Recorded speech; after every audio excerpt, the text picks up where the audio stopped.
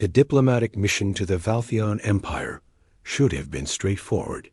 Captain Marcus Webb had conducted 17 successful first contact scenarios in his 12 years with the Terran Exploration Corps, and this was supposed to be number 18. The Valtheons were an advanced civilization, their crystalline cities spanning 3 planets in the Andromeda sector, and they had specifically requested human presence at their coronation ceremony. It was an honor that could reshape humanity's standing in the galactic community.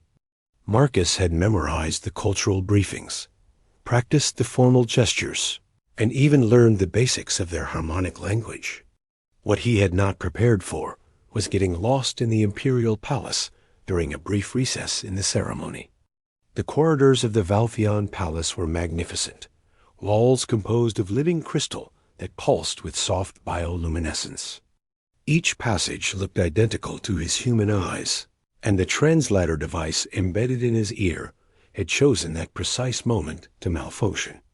When he heard the sound of flowing water and assumed it was a fountain near the main hall, he followed it eagerly, hoping to reorient himself. The door slid open at his approach, responding to his biological signature, as all palace doors were programmed to do for honored guests. The chamber beyond was vast and filled with warm mist. Through the vapor, he could see what appeared to be an enormous pool, its waters glowing with the same gentle light as the palace walls. Only when he stepped fully inside and the door sealed behind him did he realize his catastrophic error. 3 figures turned toward him in the pool. Their skin shimmered with the iridescent scales characteristic of Valtheon royalty, and their cranial crests were adorned with ceremonial jewels. The tallest of them, whose crest markings identified her as Crown Princess Lyra, stood frozen in the shallow end. Her 2 attendants moved protectively in front of her. Marcus felt his blood turn to ice. He had just walked into the royal bathing chamber, a sacred space reserved exclusively for the imperial family. According to the briefing documents, such an intrusion was grounds for immediate execution. "Forgive me," he stammered, backing toward the door. "My translator malfunctioned, and I became disoriented. I will accept whatever punishment your law demands." But Princess Lyra raised one webbed hand, stopping her guards from advancing. Her large, amber eyes studied him with an expression he could not read. When she spoke, her voice resonated with harmonics that his broken translator rendered as fragmented syllables. One of the attendants, a younger Valtheon male, tapped his own communication device and adjusted something. Suddenly, Marcus could understand again. "You are the human envoy," the princess said. Her tone was neither angry nor afraid, but something else entirely. "How much do you know about our physiology?" The question caught him completely off guard. "Only what was included in the diplomatic briefing, Your Highness. I know your species evolved in aquatic environments, and that you still require regular immersion in specific mineral waters to maintain health. And did your briefing explain why only royalty may enter these baths?" Marcus shook his head, keeping his eyes respectfully averted. The document stated it was a matter of tradition and sacred law. Princess Lyra exchanged glances with her attendants, then made a decision that would alter the course of galactic history. She stepped closer to the edge of the pool, and as she emerged from the water, Marcus saw something that made him gasp. The iridescent scales that covered her body were not decorative or natural. They were technological. As the water sluiced off her form, he could see the faint seams where the artificial skin interfaced with her actual flesh. Beneath the shimmering exterior, her true skin was a pale, almost translucent blue, marked with bioluminescent patterns that pulsed in rhythm with her heartbeat. "For 3,000 years, the princess said quietly, the Valtheon Empire has maintained a lie. We are not the ancient aquatic species that conquered the stars through strength and wisdom. We are prey animals, Captain Webb, soft, vulnerable, and utterly defenseless." She gestured to her attendants, who also rose from the water. Their scales, too, were artificial, sophisticated biosuits that enhanced their physical capabilities and protected them from threats that would otherwise kill them instantly. Our ancestors were hunted to near extinction by the true apex predators of our homeworld, she continued. The species that our legends claim we defeated and absorbed. In truth, we made a devil's bargain with them. They would create this technology, transform us into the powerful beings you see in public, and in exchange, they would rule from the shadows while we became their public face. Marcus struggled to process what he was hearing. The Valtheon Empire was one of the most powerful forces in known space. They had brought peace to a dozen sectors and were respected, even feared, by civilizations far older than humanity. The Predator class, as we call them, control everything, Princess Lyra said, and now he could hear the bitterness in her harmonic voice.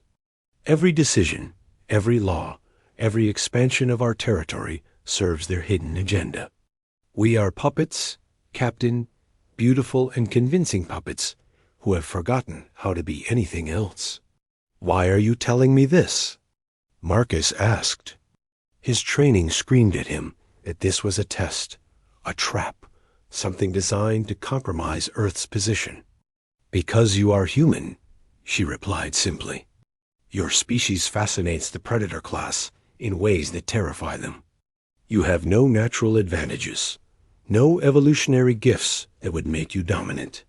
Yet you have spread across your solar system through nothing but stubborn determination and creativity. You are what we could have been if we had chosen differently. She moved closer, and he could see the genuine desperation in her eyes. They are planning something terrible for humanity. They see you as a threat to their order, a species that proves their philosophy wrong. They will use the Empire's resources to crush your civilization before you can reach the stars in earnest. And they will do it in a way that makes it seem justified, even necessary. One of the attendants spoke urgently in their native tongue. Princess Lyra nodded and turned back to Marcus. You have perhaps 3 minutes before the Predator class's surveillance systems realize this conversation has occurred. Take what I have told you back to your people. Find a way to prepare, to resist, or to flee if necessary. But know this. If you reveal the source of your information, I and everyone I love will be executed, and the invasion of Earth will be accelerated. Marcus felt the weight of impossible choices crushing down on him. How can I make anyone believe this without proof? Without your testimony? The princess reached up and carefully detached one of the jewels from her cranial crest. She pressed it into his hand, and he felt it pulse with warmth. This contains biological data that your scientists will eventually decode. It is all the proof I can offer without condemning myself. Now go, before you truly are discovered here. The door opened, and Marcus ran. His heart pounded as he navigated the crystalline corridors with newfound urgency, the jewel burning like a secret sun in his closed fist. He found his way back to the ceremony hall just as the recess was ending, and he slipped into his seat among the other diplomatic observers with seconds to spare. For the remainder of the coronation, he watched Princess Lyra with new eyes. She moved with grace and power, accepting the crown that would make her empress of the Valtheon domains. She delivered a speech about unity and prosperity that drew thunderous approval from the assembled dignitaries. She was every inch the powerful monarch that the galaxy expected. But Marcus could see the truth now. He saw the way her eyes flickered to the shadows, where figures that never quite came into focus seemed to observe everything. He saw the subtle hesitation before she made certain gestures, as if waiting for approval. He saw the cage she lived in, decorated with jewels and power, but a cage nonetheless. The return journey to Earth took 3 weeks through conventional jump routes. Marcus spent every moment analyzing the jewel the princess had given him, running it through every scanner on his ship. The data it contained was encrypted in ways that would take years to fully decode, but preliminary analysis confirmed everything she had told him. The biological markers did not match the public genetic records of the Valtheon species. The technology embedded in the jewel was centuries beyond anything the Empire had officially demonstrated.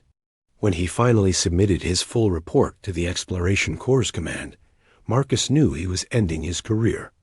Claims of shadow governments and puppet emperors would mark him as unstable, possibly delusional. The evidence was too technical for immediate understanding, too inflammatory for public release. But in the years that followed, as human scientists quietly worked to decode the jewel secrets, and as Earth's defensive capabilities were strengthened based on vague warnings about potential Valtheon aggression, Marcus sometimes wondered if Princess Lyra had made it to her throne safely. He wondered if she looked at the stars and thought about the human who had stumbled into her bath and given her one chance to strike back at her captors. And he wondered if, somewhere in the depths of space, the Predator class was watching humanity's growing strength with concern, realizing too late that their puppet empress had chosen defiance over compliance. The war, when it finally came 17 years later, would prove that sometimes the smallest acts of courage can change everything. But